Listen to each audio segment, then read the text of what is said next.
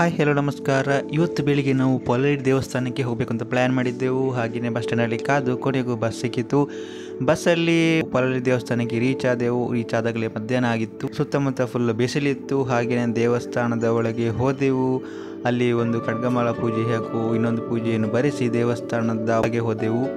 ಅಲ್ಲೇ ಪಕ್ಕದಲ್ಲಿ ನಮಗೆ ವಸಂತ ಮಂಟಪದ ದರ್ಶನ ಆಯಿತು. ಅಲ್ಲಿ ಕೈ ಮುಗಿದು ನಂತರ ಕ್ಷೇತ್ರಫಲ ದೇವರನ್ನು ಕೂಡ ಕೈ ಮುಗಿದು ವೆರಾಂಡದಲ್ಲಿ ಸುತ್ತಾಡುವಂತ ಹೋದೆವು. ಅಲ್ಲಿ ನಮಗೆ ದೇವಸ್ಥಾನದ ರಥಗಳಿಗೆ ಪೇಂಟ್ ಹಚ್ಚಿದ ನೋಡಿದೆವು. ಹಾಗೆಯೇ ದೇವಸ್ಥಾನದ ಹೊರಭಾಗದಲ್ಲಿದ್ದಂಥ ಶಿಲ್ಪಕಲೆ ಆಗಲಿ ಅಥವಾ ಕಲ್ಲಿನ ಕೆತ್ತಲೆ ಆಗಲಿ ಅದನ್ನೆಲ್ಲ ನೋಡಿದೆವು. ಹಾಗೆಯೇ ದೇವಸ್ಥಾನದ ಒಳಗಡೆ ದೇವರ ಗರ್ಭಗುಡಿಯ ಹೊರಭಾಗದಲ್ಲಿ ಹಲವಾರು ಚಿತ್ರ ಸನ್ನಿವೇಶಗಳನ್ನು ಮರದಿಂದ ಹಾಗೂ ಕಲ್ಲಿನಿಂದ ಕೆತ್ತಿರುವುದನ್ನು ನೋಡಿದೆವು. ಹಾಗೆಯೇ ಅಭಿಷೇಕದ ನೀರು ಸಿಂಹದ ಬಾಯಿಯ ಮೂಲಕ ಹೊರಬರುತ್ತಿತ್ತು.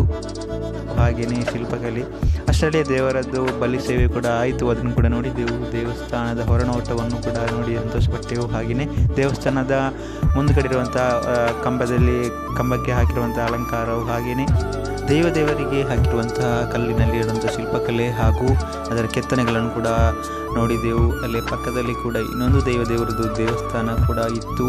ಅಷ್ಟರಲ್ಲೇ ಮಧ್ಯಾಹ್ನ 12:15 ಇನ್ನು 1 ಗಂಟೆ ಹತ್ತಿರ ಆಗಿತ್ತು. ಊಟಕ್ಕೋಸ್ಕರ ಲೈನ್ ನಿಂತಿದ್ದೆವು. ಲೈನ್ ನೋಡಿದರೆ ತುಂಬ ಉದ್ದ ಇತ್ತು. ಲೈನಿನ ಪಕ್ಕದಲ್ಲಿ ಹಲವಾರು ಅಂಗಡಿಗಳಿದ್ದವು.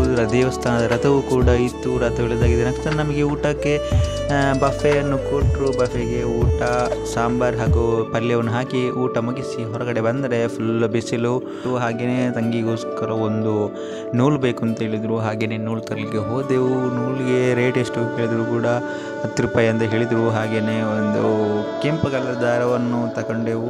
10 ರೂಪಾಯಿ ಅವರಿಗೆ ಕೊಟ್ಟು ನಂತರ ನಮ್ಮ ಚಪ್ಪಲಿಗಳನ್ನು ಹುಡುಕಲು ಹೋದೆವು. ಚಪ್ಪಲಿಗಳ ರಾಶಿ ಇತ್ತು. ನಂತರ ನಾವು ಬಸ್ ಸ್ಟ್ಯಾಂಡ್ ಕಡೆಗೆ ಹೊರಟೆವು. ಆಗಲೇ ಮಧ್ಯಾಹ್ನ ಮೇಲ್ಗಡೆ ಶಾಮಿಯಾನ ಕೂಡ ವ್ಯವಸ್ಥೆ ಕೂಡ ಹಾಕಿದರು. ಅಕ್ಕಪಕ್ಕದಲ್ಲಿ ತುಂಬ ಅಂಗಡಿಗಳಿದ್ದರು. ಹಾಗೆಯೇ ನಾವು ಬಸ್ ಸ್ಟ್ಯಾಂಡಿಗೆ ಬಂದಾಗ ನಮಗೆ ಬಸ್ ಇರಲಿಲ್ಲ. ಹಾಗೆಯೇ ಸ್ವಲ್ಪ ಹೊತ್ತು ಕಾದು ಐಸ್ ಕ್ರೀಮ್ ತಿಂದು ನಂತರ ಅಷ್ಟೊತ್ತರೆಗೆ ನಮಗೆ ಬಸ್ ಬಂತು. ಹಾಗೆಯೇ ಬಸ್ ಹತ್ಕೊಂಡು ನಾವು ಮನೆಗೆ ಬಂದ್ವಿ.